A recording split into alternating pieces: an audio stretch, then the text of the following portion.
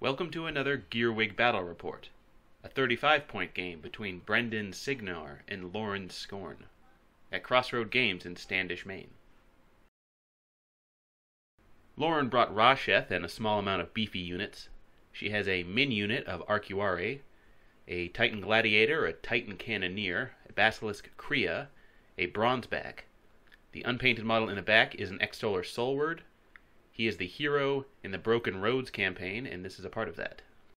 Brenden brought Sturgis's Tier 4 list. He has a Stormclad and 2 Hunters.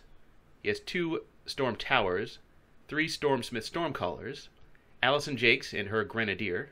He brought a Chain Gun crew, some Rangers, and his campaign hero, the Trencher Master Gunner. These heroes will gain experience for playing games and eventually get special abilities. Brenden deploys like this. Much of his army has advanced deploy.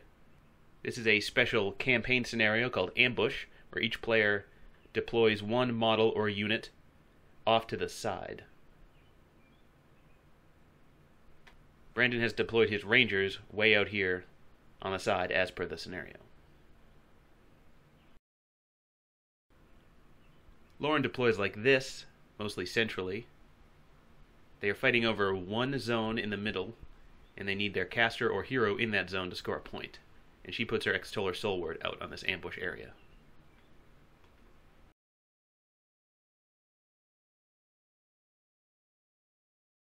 Brenden starts by allocating 1 to his Stormclad and keeping the rest. One of his Storm Towers just runs. These are artillery pieces, so they can't move and shoot in the same turn.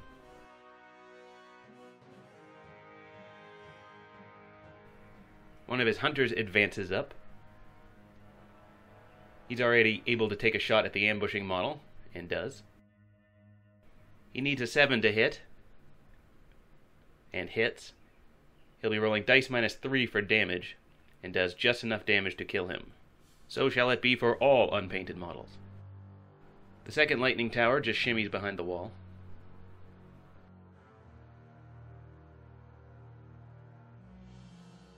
Sturgis activates. He casts Arcane Shield on the Stormclad, and then he'll just advance. Sturgis is an odd caster. He could get sort of a generic bundle of Cygnar spells and then a pretty weird feat. The Stormclad then spends his focus to run and lands here. The Grenadier advances up and then digs in, and the Chain Gun follows him and does the same.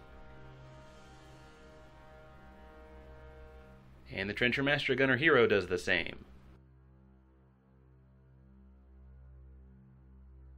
Allison Jakes advances up, and then she casts her Sidekick spell on her Grenadier, improving its defense. And then the Stormsmith Stormcaller solos activate, and one at a time run into position, and end up like this. The Rangers that were deployed in the weird ambush zone activate, and they just run behind this building, looking to get behind Lauren's force. He checks their command range after they move, but they're still good. And this ends his first turn. Thanks to all his advanced deployment, he's up pretty far.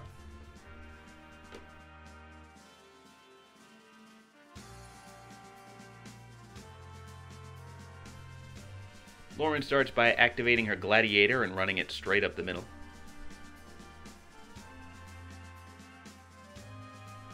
The Bronzeback then activates. He tries to shoot this gap here between the building and the forest.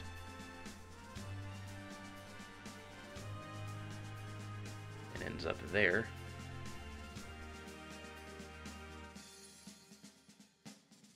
The Arcuari go next. They take a run order and start slogging through the forest. They'll end up like this.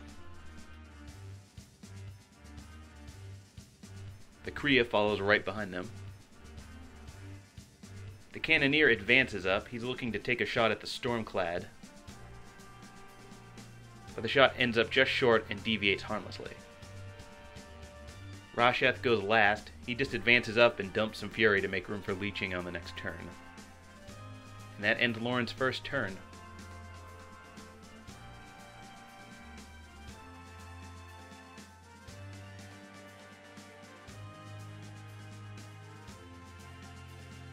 Brenden starts his first turn by upkeeping Arcane Shield.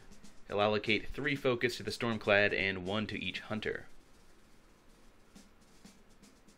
Allison Jakes will allocate 3 to her Warjack while upkeeping Sidekick.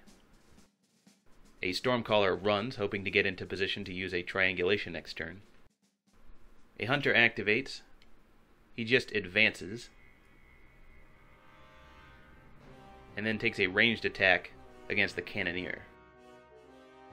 He'll need a 7 to hit, and does. He'll roll dice -2 after the armor piercing. He'll boost it and do 8 damage. The second Hunter activates.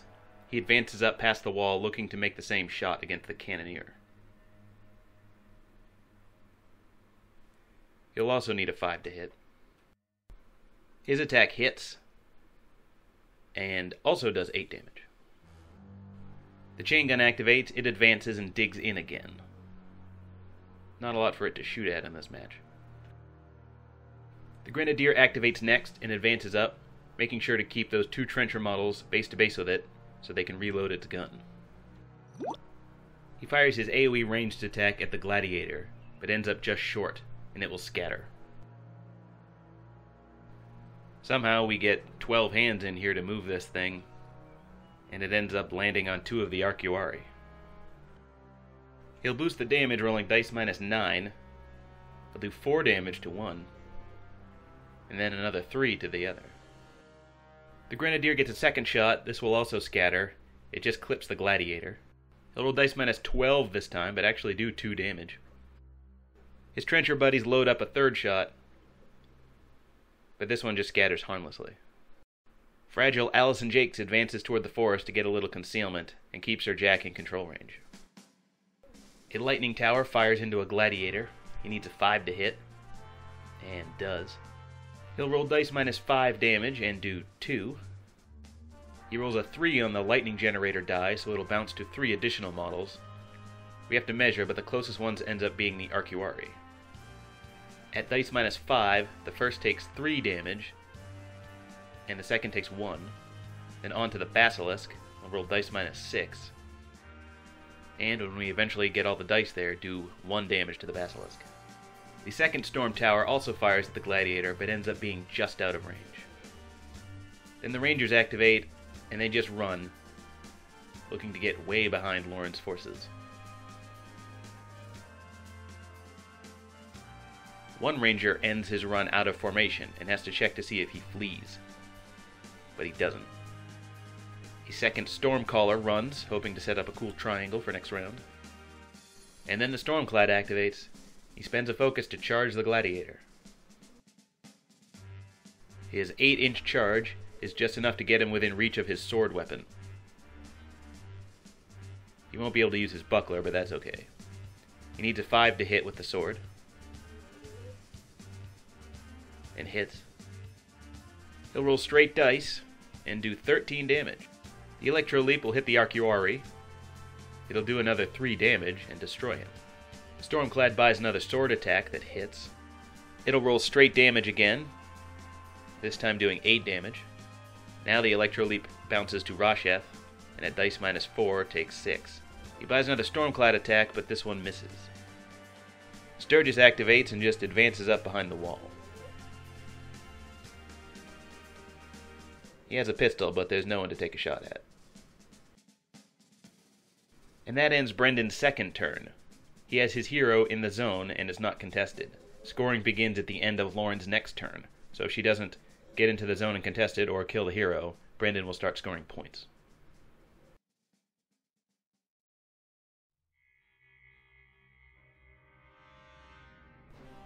Lauren starts her turn by leeching in Fury to go back up to full. The Arcuari activate first, and advance as far as they can through the forest, which isn't very far. There isn't much for them to shoot at here with everything being dug in. They decide to make a combined ranged attack against the Grenadier. They need a 5 to hit, and do. The Jack doesn't get dragged, there's a chain gun there to block him, and he'll take 7 damage. Rasheth advances up, looking to channel a spell through one of the undamaged Arcuari. That Arcuari will take a little bit of damage, but this lets him target a Breath of Corruption onto that blob of trenchers. He targets the Jack needing a 6 and boosts, and it does hit. Every model under this AoE will suffer a POW 12, which will auto-kill most of them. Rasheth will roll dice -1 against the Trencher Gunner hero, boost, and kill him.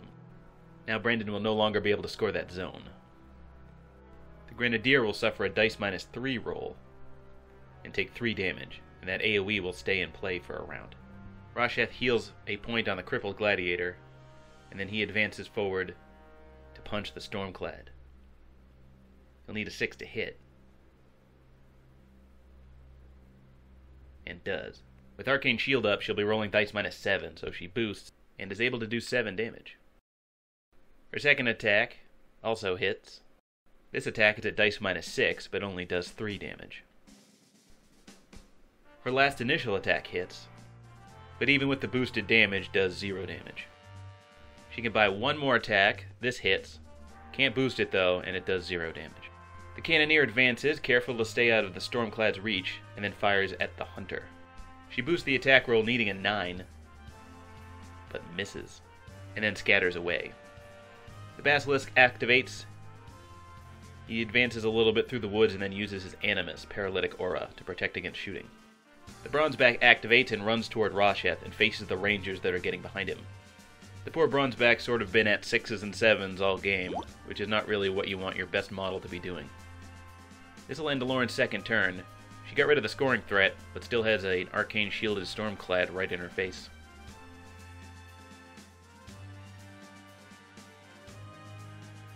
Brenden starts with Allison Jakes. She upkeeps her sidekick spell and allocates 3 to the Grenadier. And then Sturgis upkeeps Arcane Shield and allocates 3 to the Stormclad. A Stormcaller activates. He advances toward the Arcuari and uses a skill check to zap one of them with lightning. He needs to roll an 8 or less and passes the check. The Arcuari just suffers a POW 10 damage roll, and a dice -5 takes 4. A second Stormcaller activates and tries the Triangulation special attack. He needs 2 more Stormcallers within 20 inches of himself and each other, but he has 0 within 20 inches of himself. So the second advances and tries a Surge, targeting one other Stormcaller. And by targeting, I mean selecting. He doesn't actually need line of sight to this dude. When he's finished moving, he makes the special action, but this guy is also outside of 20 inches, so the special attack fails and nothing happens. The bottommost Hunter activates and fires at the Cannoneer. He'll need a 5 to hit, and does. He'll roll dice -2 again after the armor piercing cuts the Cannoneer's armor in half, and he'll do 3 damage. Then the second Hunter activates and he'll take the same shot. He will hit, and then only do 2 damage. Then it's Sturgis' turn. He advances his 7 over the wall. Landing in the center, he's looking to take a shot with his pistol against the Cannoneer. He'll need a 7 to hit, and does. He'll roll dice -6 for damage, and end up doing 4 damage. Then he uses his feet, which pushes enemy models in his control area 3 inches directly toward him. This will push the Cannoneer right up onto the Stormclad. It will also push some of the models in the forest closer to him, although they'll be pushed at half speed because of the rough terrain. Sturgis would then normally do damage to every enemy model within 3 inches of him, but none made it that close. This feat is nice at wiping out light infantry, but in this case, it vacuums a couple guys closer to the Stormclad. Then Sturgis spends 2 to teleport back behind the wall. Then the Grenadier activates and is able to charge the now closer Arcuari.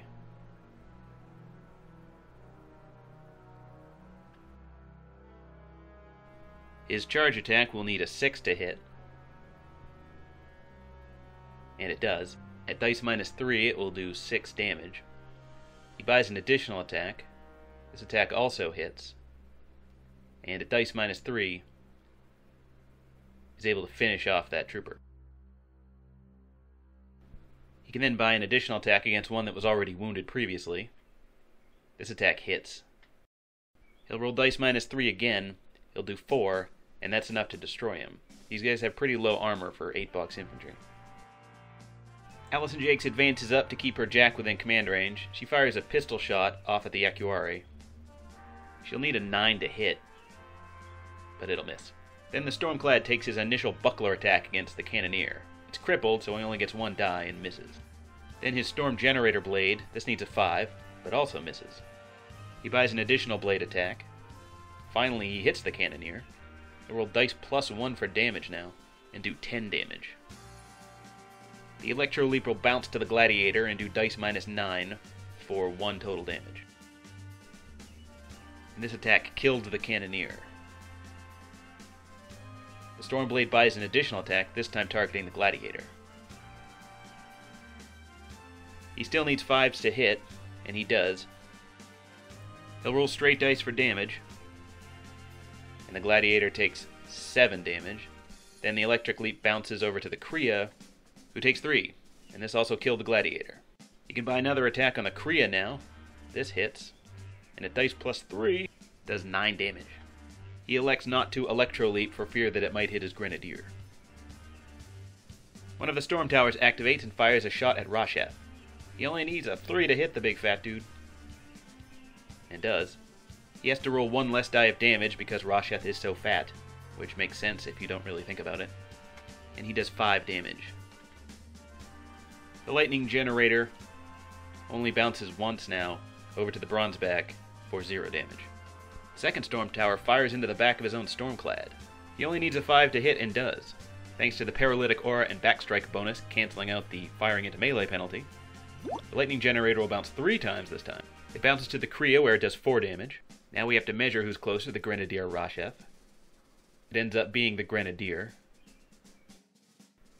But he's lucky and he ends up taking 0 damage from it. It then bounces over to the Arcuari. He'll take 4 damage and be destroyed. Then the Rangers activate and advance toward Rasheth, looking to take some probably pretty ineffectual shots, because he's so fat. The Bronzeback interrupts a movement to countercharge. He needs a 7 to hit a Ranger, but the attack misses. 3 of the remaining Rangers can draw line of sight to Rasheth and are in range, and they make shots. His defense is only 10. 1 got close enough to mark him, so they'll need not Snake Eyes to hit. The first one hits. They roll 1 less die of damage at dice -3, so this one does 0 damage. Another shot, this one hits, but also does 0 damage. 1 last shot hits, and does 1 damage. Great job, guy. And that ends Brenden's big third turn. He isn't scoring because his hero caster isn't in the zone, but he's left Lorne with very few models.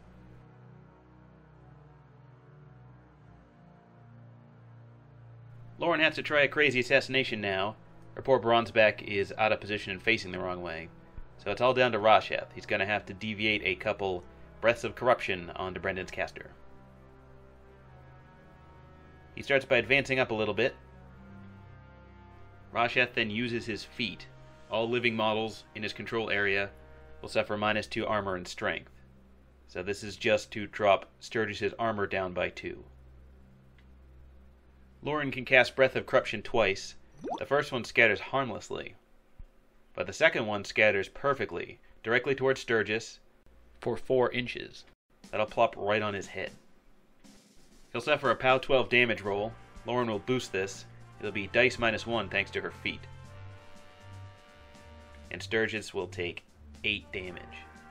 She really needed that second one to also deviate on top of him to have any chance of killing him, but that would have been a remarkable amount of luck. The Bronzeback, you'll remember, charged the Ranger, so he's actually facing slightly different than he looks on the table. We had to cock him this way so we could fit his base in there. But he can't possibly charge anyone in Brenden's army and is effectively useless.